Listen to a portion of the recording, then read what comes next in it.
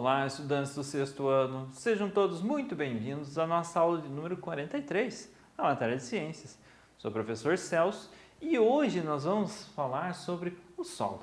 Novamente, nossa parte 3 do solo.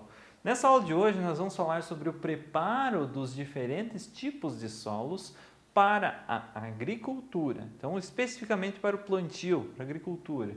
Nós vamos falar sobre os cuidados na conservação da água. A gente já comentou sobre a água, que a gente não deve desperdiçar, que a gente deve economizar a água. Então, na agricultura, também devemos preservar e conservar a água. E nós vamos falar também sobre a importância da preservação do solo. Por que é importante preservar o solo? Por que é importante não poluir ele?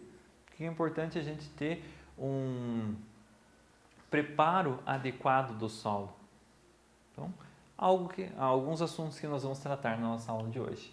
Os objetivos específicos da aula de hoje: identificar que os diferentes tipos de solos necessitam de preparação específica para a agricultura.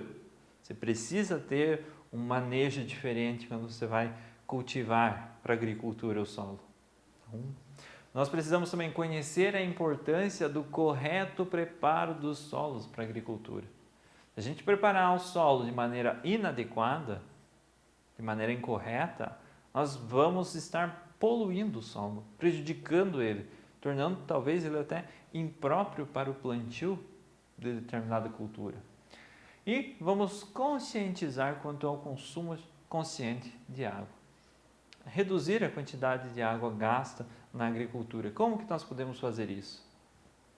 Há alguns assuntos que nós temos para a nossa aula de hoje. E eu preciso que vocês tenham em mãos o caderno e o penal de vocês para fazer anotações de curiosidades, de conceitos e definições. Vocês vão utilizar essas anotações quando vocês forem fazer o nosso exercício. Vocês vão precisar revisar esse conteúdo para o exercício ou para avaliação, enfim, simplesmente para relembrar o que foi trabalhado na nossa aula de hoje. Vamos começar? Preparação do solo. O aumento da população humana tornou necessária a produção de quantidades cada vez maiores de alimentos. Concorda comigo, certo? Você tem uma produção X de alimento. A população mundial está aumentando cada vez mais, se multiplicando. Nós precisamos também aumentar a produção de alimento para todas as pessoas. E as pessoas não vão deixar de comer para distribuir para todo mundo. Elas vão continuar comendo igual. Então, nós precisamos aumentar, assim como aumenta a população, nós precisamos aumentar a produção de alimento também. Com isso, a vegetação original das florestas e de outros ambientes foi sendo destruída para dar lugar ao cultivo de plantas comestíveis e à criação de animais. Ou seja, entrou o desmatamento em questão. Foi necessário e ainda é necessário desmatar certas áreas, tirar a vegetação original para ter espaço para o cultivo de novas plantas. Não novas plantas, mas plantas comestíveis ou para a criação de animais para poder alimentar toda essa população que está cada vez maior. Hoje, o desmatamento é feito com máquinas ou com fogo, que além de causar uma série de problemas ambientais, pode resultar em queimadas sem controle. Como eu falei, foi necessário e é necessária a realização de desmatamento de algumas regiões. Mas são regiões específicas que têm um estudo em cima, tem um órgão regulando esse desmatamento controlado. Não um desmatamento com o uso de fogo, por exemplo, que pode desencadear numa queimada sem controle e queimar grande parte da vegetação original das florestas. Então, tem o lado que é necessário, mas é necessário que seja feito também dentro da lei, regularizado. Além disso, muitas vezes a atividade agrícola é feita de forma não apropriada. E depois de alguns anos de produção, os solos se esgotam, ou seja, não conseguem mais reter e fornecer os nutrientes necessários às plantas. Quando nós temos uma agricultura, um plantio de uma cultura, enfim, que é feito de maneira não planejada, inadequada, nós podemos desgastar o solo. Esse desgaste do solo vai impedir, daqui a alguns poucos anos, a produção daquela cultura ali, daquele alimento naquele solo. Ele vai se tornar infértil, porque os nutrientes foram retirados de maneira inadequada. Nós vamos falar sobre isso mais para frente. Consequentemente, você perdeu uma grande área de plantação para um determinado ano. A população continua aumentando. Aí o que vai o fazendeiro, o agricultor fazer? Desmatar uma outra região para plantar. Sendo que se fosse feita um manejo apropriado daquele solo, um cuidado apropriado daquele solo, ele poderia durar por vários e vários anos. Mas não foi feito de maneira adequada. Em poucos anos ele se esgotou e precisaram de uma outra área para plantio. Então, o preparo do solo é muito importante na agricultura. Ele preserva o solo. Preservando o solo, você mantém aquela produção de alimento constante com relação à população que está crescendo. Para preservar o solo e garantir boas colheitas, porque se o solo não estiver preservado, não estiver com os nutrientes certos para a planta que você estiver plantando, você não vai ter boas colheitas, você pode ter prejuízo ou a planta não vai se desenvolver.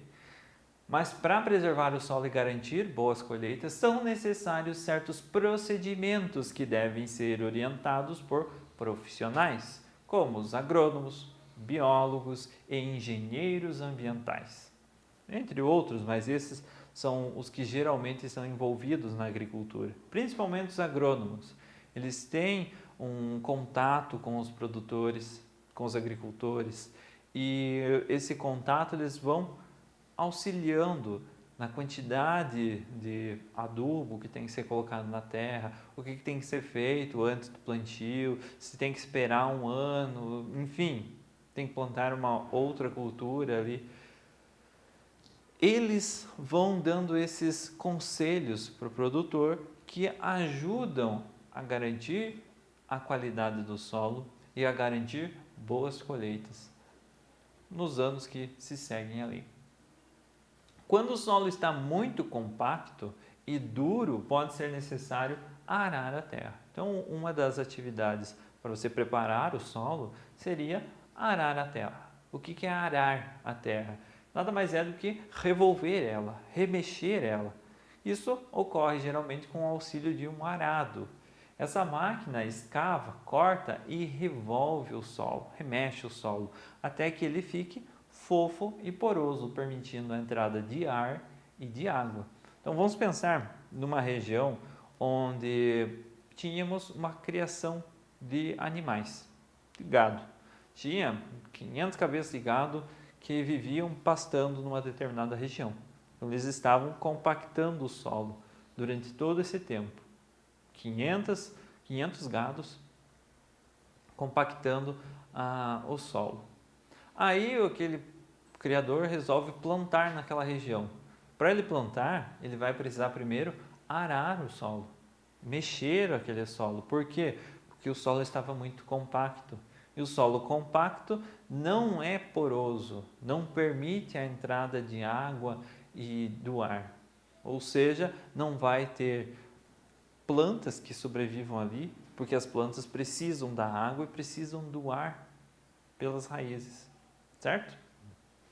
Então, é uma das medidas de preparação do solo.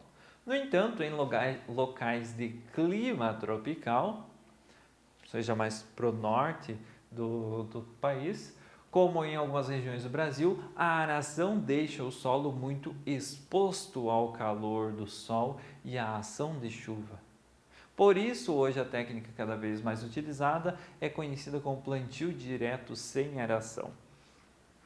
Se pessoal do norte do país, do centro-oeste também, que trabalham com essa parte de plantio, se eles forem arar a terra antes da plantação, remexer essa terra, vai deixar ela porosa, vai deixar ela fofinha, eles podem acabar prejudicando o solo. Por quê? Porque essa aração vai deixar o solo exposto ao calor e à chuva. Como lá chove bastante, geralmente, tem uma quantidade de chuva maior que na nossa região, isso vai transportar junto os sais minerais e os nutrientes daquele solo. O calor vai prejudicar o desenvolvimento dos micro-organismos e das plantas. Então, precisa ter um preparo adequado do solo. Você precisa ter um agrônomo, um biólogo te orientando, se você estiver começando, claro, com esse processo da agricultura, justamente porque cada solo, em cada região do país, do mundo, ele precisa de uma preparação específica. A semente, no plantio direto, que é muito utilizado nessa região, a semente é colocada em pequenos sulcos e boa parte do solo deve ficar coberta com palha seca ou restos vegetais da plantação anterior. Então nós temos essa visão aqui. As plantas são plantadas, as mudinhas são plantadas diretamente no solo, sem ele ser remexido, mas temos uma grande quantidade de palha seca que vai proteger as mudas no início do seu desenvolvimento do sol e da chuva. E esse procedimento diminui o impacto da água da chuva no solo e protege da ação direta dos raios do sol, ajudando a mantê-lo úmido. Se não vai ter impacto direto, ação direta do sol, ele vai reter uma quantidade de umidade. Vai ficar sempre molhadinho ali e vai permitir que a planta se desenvolva com uma qualidade melhor. Em regiões secas, onde não há chuva suficiente para manter o solo úmido, muitas vezes é necessário regular o suprimento de água por meio da irrigação, através de canaletas, esguichos ou outros recursos. Então, tem muitas regiões, até na nossa casa, às vezes, dependendo da época do ano, nós precisamos regar as nossas hortas. Por quê? Porque as plantas necessitam de água. E nem sempre vamos ter água da chuva disponível, principalmente nessas regiões mais secas, onde a chuva não é tão constante. Então, se faz necessário regular esse suprimento de água delas. Sempre estar regando elas, para elas terem a água, poderem realizar a fotossíntese e assim se desenvolver, ter energia para se desenvolver. Outras vezes, ao contrário, é preciso retirar a água que está em excesso, construindo valas ou canais de drenagem. Vale lembrar que sem a água as plantas não crescem, mas o excesso dela diminui a circulação de ar no solo e prejudica o desenvolvimento de muitas espécies de vegetais. Se você tem muita água no solo, aqueles poros do solo, você não vai ter ar nele. O ar não vai conseguir circular pelo solo. Consequentemente, as raízes das plantas não vão ter acesso a esse ar. Elas não vão conseguir se desenvolver, elas precisam do ar ali. Só a água não é o suficiente para elas se desenvolverem. Então, quando você tem regiões que tem muita quantidade de água, tem água em excesso, você faz necessário algumas drenagens, alguns sistemas específicos e diferentes de drenagem. Nesse daqui, por exemplo, são várias tubulações colocadas embaixo do solo e todas elas se ligam a um riacho, um córrego. Então, quando é época de chuva, que tem muita água no solo, essa água é drenada, ela escorre para dentro dessa tubulação e deságua no riacho, na canaleta, enfim. Então, não retém grande quantidade de água no solo. Normalmente ficaria retida ali, mas com esse preparo do solo não vai mais ficar retida e as plantas vão ter, além de água, do solo úmido, por conta da chuva natural, mas vão ter oxigênio, vão ter o ar ali também, não apenas o oxigênio, mas enfim, certo? A agricultura consome cerca de 70% da água doce disponível no mundo. 70% de toda a água doce disponível no mundo vai para a agricultura, que é muito importante, claro. População aumentando, nós precisamos de mais plantações e mais alimento para suprir a necessidade dessa população. Então, 70% da água vai para a agricultura. Não podemos passar daí, porque a população também precisa de água para se hidratar, certo? Então, tem que manter um equilíbrio. E avanços tecnológicos na irrigação, como as técnicas de gotejamento e aspersão, ajudam a reduzir esse consumo. Antigamente, a água era despejada à vontade nas lavouras, caminhões-pipa, enfim, despejando a água.